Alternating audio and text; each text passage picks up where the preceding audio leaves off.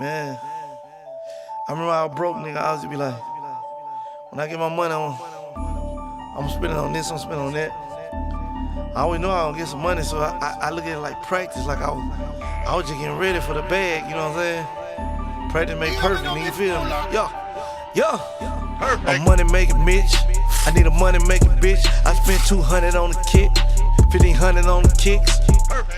So we back on the Radar Producer Series. We taking it back to the hometown at iHeart today. I got my boy Mitch Mula here. What's up, bro? What's poppin'? And we already just started talking about producers and how I feel like you said, like now I feel like you're finally like the shine is the light's coming on you guys. You know what I'm saying? Like you got the Metros of the world and they're putting out projects and all this stuff like that. And I feel like now it's a really like producers in general are in like a really good space because y'all are finally getting the fair credit in the game. And I wanted to talk to you like as a producer, what are your feelings on, I guess, recognition and things of that nature? I think recognition is dope, and like in any business, recognition is like one of the keys to success. Like, who would anybody be if you didn't know their name? Like, who would Apple be if you didn't recognize a logo? So it's like a branded thing. So it's really important now that producers are getting attention and people knowing who making the beat, who's the engineer, who's like, it should be from the artist to everybody attached to the project. So I think it's a good space right now. Everybody should get some Yeah, up. for sure, because like you got one song, but it might be a producer who sent the loop, then you got another guy who actually put the play together, but then you got the engineer who turned it into a good sounding record. So it should trickle down, and everybody should get their fair share. And you know what I really love now is what a lot of streaming platforms are doing. Like when you click on the song or you click on the artwork and like it flips around, and you can like, actually see like your name on the artwork instead of like in the past where you might be in like the album notes or you might be or if it's a mixtape produced by et cetera, but now you guys are finally getting your shine. So I kind of wanted to talk to you about a bunch of I know you got some big artists, right, that you produce for and you've mixed for, but you also got a lot of small artists and up and comers that you've also worked with. So explain to me the difference between mixing or working with a song or working on a song for like Juice WRLD versus like working on a song for like a local New York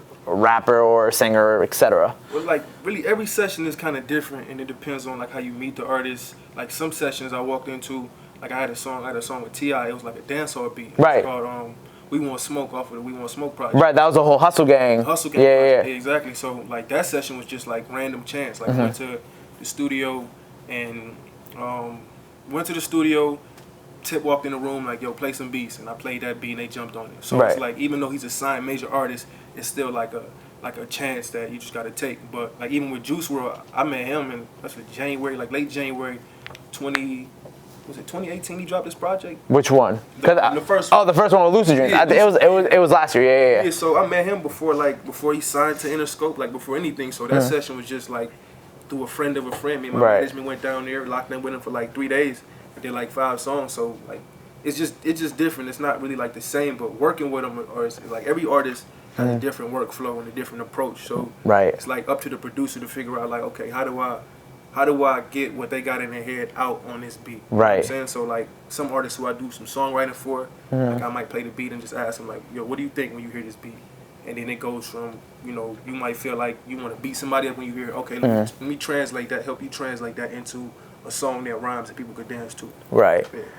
So you got some pretty big names on this list already. You got, like you said, you got T.I., you got Juice WRLD, you got T-Pain, you got Burna Boy, so you international too now. You got Yachty, Keed, YFM, Maxwell Cream, TJ, Montana 300. Now I want to know about the Burna Boy, because Burna Boy, that's international. Like you're not just touching America now, you touching like overseas. Like you that's where the money is too. So how did the Burna Boy stuff come about? Actually, just a side note, like I just got a song that dropped in Italy. It's like the biggest hip hop song in Italy right now. Get the fuck out. What was it called? It's called Hit. Nice. Yeah, but that was my second Italian placement. So that just dropped 2 days ago. The video dropped yesterday. So that's just... No, well, actually, I want to ask you about that now because so is it? I'm assuming it's an Italian rapper or... Yep. Italian American. How did you link up with that guy then? So with him, it's funny. So my godfather, he started. You familiar with Dada Supreme? Yes. Like back in the yeah. Dada Supreme in the 90s. Oh, that's dope. And the kid's dad was like best friends with him from like 20 years ago. So like this was like 2 years ago. He calls me like, yo, I got this kid in Italy. My guy has his son. He's like, you know, popping over there. He's going crazy. He was like 14 or 13 at the time.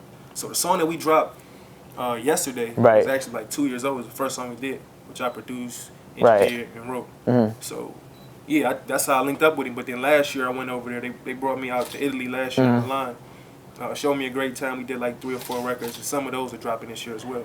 So that record is you said it's number 1 in Italy. It's the hottest song in Italy right now. Wow. Yeah. So what's that like having like such a big record over there? Because honestly, I know whenever I talk to people, they be like, overseas is where the money at.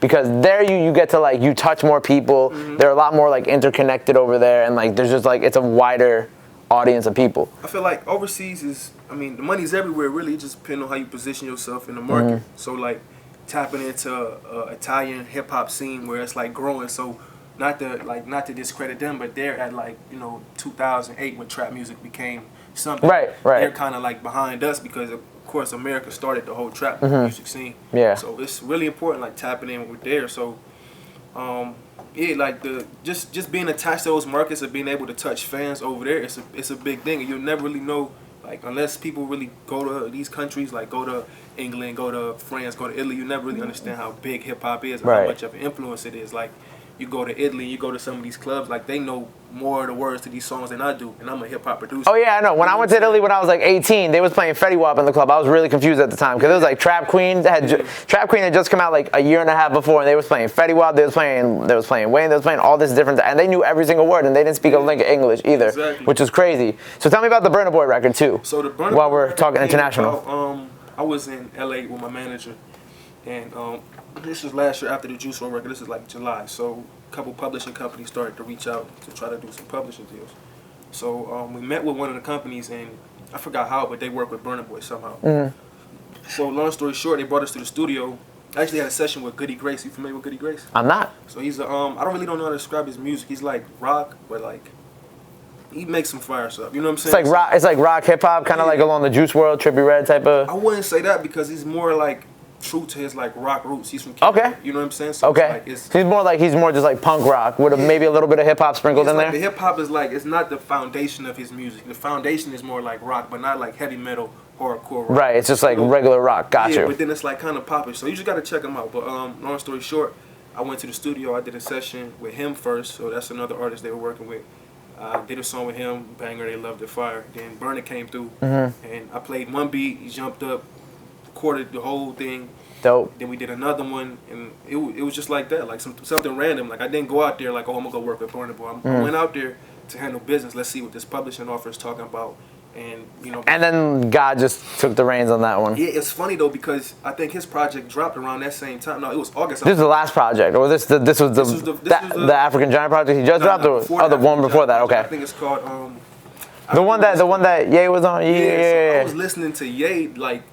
The whole time I was out there, I didn't know I was going to work with him. I just knew that I was going to go handle the business, right? But the whole time I was out there, I was listening to EA because I listened to like a lot of UK rappers. I was listening to him. I was listening to like Skepta, Gigs. Not even Skepta, Gigs, like more low key guys like Mo Stack. Okay. You know, people like that. J Hus. I was listening to that, so I was just vibing. J Hus is dope. Yeah, J Hus is dope. J Hus is dope. So I was listening to that the whole time, and then you know I got they let me know like, yo, we could bring Burna to the studio. I'm like, shit, okay, cool. I got something for him for sure. Yeah. Then they lined it, and that's what happened. That's dope. That's dope. So we were also talking a little bit about mixing, and I haven't had someone who has been on this show yet that has really kind of like explained to the people what being a mixer or mixing is. You know what I'm saying? We got the producers, you know, making the beats and all that. But can you explain to, you know, me and the people exactly like what mixing is? Mixing is essentially when you take, so you got a couple different things. You got like mixing beats. You can mix vocals, or you can do the whole thing, mix the song, vocals, beat, all of that in one. So it's really taking the vocals and taking the beat, production, whatever you hear, and putting glue to it, making it sound cohesive, keeping it on the same level, turning it into something that you can listen to. Because you can have a fire song with a bad mix, and you won't want to listen to it. You know what I'm saying? Like you can have a fire, 100%. You can have a hard beat, the hardest beat you ever heard in your life, and then the vocals just not mixed right, and it'll be something that you might skip because you're hearing breathing the whole time, or just, you know what I'm saying? Something else. So it's super important. Yeah. Got you. And I also, so I know that you started off as a college football player, correct? You were in college, and then there was an injury, and then you kind of flipped your life around and you became a producer. So what happened with that? So what was the injury? So this is my red shirt senior year, and this was the third game of the season. What position did you play? Corner. Okay. Yeah, and I was for my size, like I was a pretty big corner, 5'11". I was 204 pounds at the time. Pretty quick. You know what I'm saying? So. I had like scouts coming to practice, coming to see me in preseason. Like it was like maybe 5 or 6 NFL scouts at the game that I got hurt. That'd have been my first game because I missed the first 2 games with like a hip strain. Okay. Yeah, so I was like my comeback. My mom was there, my ex-girlfriend was there, like half my whole school because I transferred schools. Me and my boy Carlos transferred. So like we had like maybe 35 people come to the game like 2 hours away. So I ran across the field, tried to make a tackle to keep it short, and somebody threw the guy who had the ball, they threw him down on my leg. Damn. Yeah, when that happened, like my leg snapped like this, like my leg straight like this, it snapped. So, yeah, and I blew like my LCL, ACL, MCL. All of them. This is like my senior year. Yeah, I know. You got the scouts. Yeah, like it was really something. Like I couldn't believe it when it happened. So when it actually happened, I'm on the ground looking up at my leg, and my leg is like hanging this way. But I understand, like you playing sports, you got the intention to be a professional athlete. Of course. Your whole life. Something like that happened. It's like you just can't believe it. So I grabbed my leg and snapped it back up. Damn. Because I'm thinking like, okay, it might just be like a shoulder out of place or whatever. But this is like a split second thinking. I do that. All right. Then I put my leg back on the ground. I'm still on my back, and I go to like push myself up. But with this ligament severed completely. Right. Your leg is getting stabilized. It basically it's just. Yeah, my leg just wobbled to the side like it was jello. When that happened, I'm like, oh shit, it's a wrap. That's crazy. Yeah, and then I see my mom. My mom jumped the fence. It's funny now, but it wasn't funny then. Like somebody that moment came, like, it was scary. Yeah, somebody like one of the people that was holding me, like carrying me off the field. It was like, this lady just jumped the stage. She just jumped the gate. And I'm like, that's my mom. I didn't even see her, but I knew like she of course, would yeah, jump the of gate. course, yeah, of course. And I seen her. I'm like, Ma, it's over. She was like, no, don't you ever say that. It ain't over at all. And look where you are now. Yeah, because like right after that, when she said that, we got into the ambulance, and I text my guy who's like now part of my management team, like, yo, I need to win a Grammy. This shit over with. Yeah. So from there, it's like that was September 2015. By December, I was in Cleveland doing music, and then by June, I had a placement with Yo Gotti. A song called Mitch. I know. I was about to say. So before I get to that record, I want to know how long have you been producing before like have you been like working on records your whole life, like making beats? Like the funny thing is, my dad was a producer. He's a producer, and I was So you was around the mix, but you wasn't like. I was around music so much that now when I reflect on my life, it's like funny. Like I was kind of meant to be doing music, but like I'm an athlete. I'm a high talented athlete. So like if somebody would have told me, yo, you're gonna be a producer or a rapper or something at the age of 10, I would have literally laughed. Like it was funny. But like I was in the basement with him. I was living in Ohio for 4 years through high school, and he was producing. I'm down in the whole time. I never touched the keyboard, never touched the drum pad, never touched any of his equipment. But it's like I feel like it's just like it's in you somehow if you're around. It's like it all fell into place like once the accident and all that happened. Yeah, like I know how to make beats a little bit because before then I was like just. As a college student, you should just find little things to do to kill your off You might time. fuck around on GarageBand, Yeah, you might just mess around, but it's not something like, yo, I'm gonna be a music producer. Like, mind you, the whole time, I'm in my head, I'm going to the NFL, so I'm just doing this when I ain't got class or something. And then just turned into your lifestyle. Yeah, like it was like an accident, but I'm grateful for it. So you got a song named after you. Yeah, it's crazy. My first major placement was Yo Gotti, and he named this a record after you. Yeah. Why did he name the record after you? I have no idea. I honestly couldn't tell you. Maybe because like my tag was in the beginning. Okay. Or the beat was like Mitch 1. I forgot what the name of the beat was. Right. Or my manager told him my name or something, but it wasn't like, yo, make this song. So y'all never like officially before the record. I'm sure you might have met him since then. I met him after that, yeah. Yeah, you met him after that, but when you got the placement, you had never met him before. Nah, my manager just texted me like, yo. He just sent the beat over and. I didn't even know he sent the beat over. I just sent them a folder like just, yo, this is my top 10 beats. Yeah, that's what I got, yeah. Yeah, I sent them the folder, and the funny thing is when he made the record, he recorded the video in London. I was in London during the time that he recorded the video. Whoa, okay, that's crazy. Which is nuts, yeah. And I didn't know that until the video dropped, and he's like, yeah, I shot this during this time. And I'm like, I was over there when that happened. Wow. But I didn't even know about the placement then. I found out about the placement maybe 2 weeks before it came out. So you just kind of like, the record came out and I guess, I don't know, maybe was the name of the beat Mitch, you said? Something, but it's Something grabbed him. Something grabbed him about like, it. randomly, like random things kept happening. Like I was in New York. Right. Me and my girl were in New York. And then my management came up and they're like, yo, Gotti's in town, we're gonna go pull up on him. So I went over there and he played the song and it was called, he's like, yeah, I named it Mitch. Dope. And this is what he's telling me as he playing the song. I'm just standing there like in my head, I'm lighting up like a little kid, but I'm trying to like, I'm trying not to lose my cool, so I got my poker just face pull it on. together. Yeah, like I'm just like, yeah, this hard, but in my head, like I'm doing cartwheels, like, yo, I'm about to be on, you know what I'm saying? It's just like, it was a real big moment. And now you're how many streams later? I got it, 65 mil streams later. Crazy. It's just on one. more than that. Oh, it's more than that now. Yeah, how many streams do you think you got now? Maybe like 80, 85 million total. Damn. Yeah. And you got some few gold record, platinum records under your belt? I got one gold record. I got a platinum off of the Juice WRLD Platinum. Yes. It went top 5. It went number 4 on the top 200, number 3 in hip hop. I think it's called Rhythm or something like that. Okay. Yeah, and then Tjay just dropped, which I'm sure And that's then gonna TJ, go- yep, of that's course, gonna of go course. some, So I wanted to also ask you, so you said that you're doing a lot of artist development stuff now. Yeah. So what's up, what are you doing with that? How are you helping out like up and comers and whatnot? I've been working heavy with Chinese Kitty and our situation. I just interviewed Chinese Kitty yeah, the other I seen that. day. Yeah, that was fire. Yeah, so like You did have a placement on her album. That's what I meant to. Yeah, that's what I meant to ask you about. Because you know, when I was with her, I was like, she left, and I was like, oh fuck. I'm like, I forgot to talk to her about Mitch. Because like, you know, in the Rolling Loud settings, it's like, you know, all those interviews were 3-4 minutes, not even. Some of them were 2 minutes. She had a longer one because she had good energy. Yeah. But at the time, I was like, yo, I gotta ask her about Mitch. And then the interview happened, then she left, and I was like, fuck, I forgot to ask her about. I forgot to bring it up because that would be funny. Yeah. But congratulations, because she's big. You know, she's big in New York now, so that's definitely like a good one for you. Yeah. What else are you working with like upcoming and? So with her, really, it was just like I say she's up and coming because she only been rapping like maybe a year or so. Yeah, but she's been putting in that work. She's going crazy. So like with her, it was just like, you know, coming up with concepts of songs,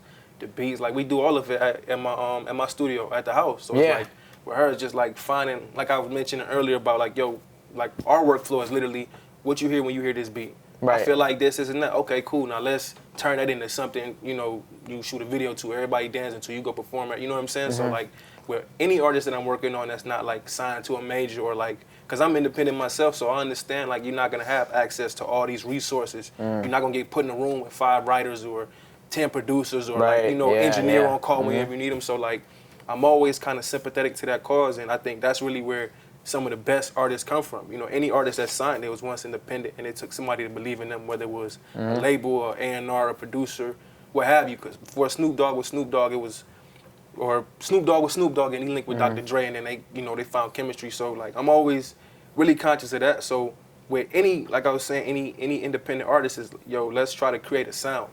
I'm not interested in working with somebody who's gonna sound like this person or that person, because like I've been in the game to the point where now if I want to work with the person you're trying to sound like, I might as well work with them. Right. Like, what do you sound like? What are you into? What you know what I'm saying? Who are you? Let's figure that out and let's create something with that. That's dope. Yeah. You know, you just don't put out like when you search on YouTube, it's like Juice WRLD type beat. No, if I do a Juice WRLD type beat, like I'm not anti type beat. I think the type beat is a great marketing strategy to bring in people for sales. Right, of course. But my thing is more about originality. So if I do a Juice WRLD type beat, it's gonna be a beat that I made, and I'm just giving you a different spin off of that type of beat. So that's my marketing for the type beat. But yeah, I definitely don't want to just, you know, redo what somebody else is doing. You don't want to like rewrap the gift and then give it back out to people. Because I look at it like it's an art. Like, you know, you got Basquiat, then you got people that copy Basquiat. I'd rather be Basquiat than the people that copy Basquiat. You know what I'm saying? See, that's a bar right there. That's a clip. So you also speak. So you also you have a project that you're working on, right? Yeah, low key. So what can you tell us? Like, I know we're not going to talk about it a lot. Yeah. I promised you we wouldn't. So, but what can you tell the people that you got working? I'm working on my own music right now. So production is, of course, is mainly me. Everything's working with a lot of dope producers as well, though. My boy Drumline, Dose, Seth, Perks. Like, I got a great team of people that's believing in what I'm doing, which is amazing because I haven't put out a song yet. You know what I'm saying? So I'm working on that. I'm working on visuals. So before I present anything, I want to make sure that, like, my focus, like I said earlier, is all originality. So, like, everything I'm doing has to be 100% me. You're not going to find this anywhere else. Like, I'm really focusing on a niche market and niche branding. So that's really what I'm doing. That's dope. Yeah. That's dope. So before I let you go, what would be, I guess, your best word of advice to any producers who want to stay independent or who are coming up? What would you tell them? So I mean, for anybody trying to do independency, and this is not just for producers or artists. This is for anybody who's doing any type of business, right?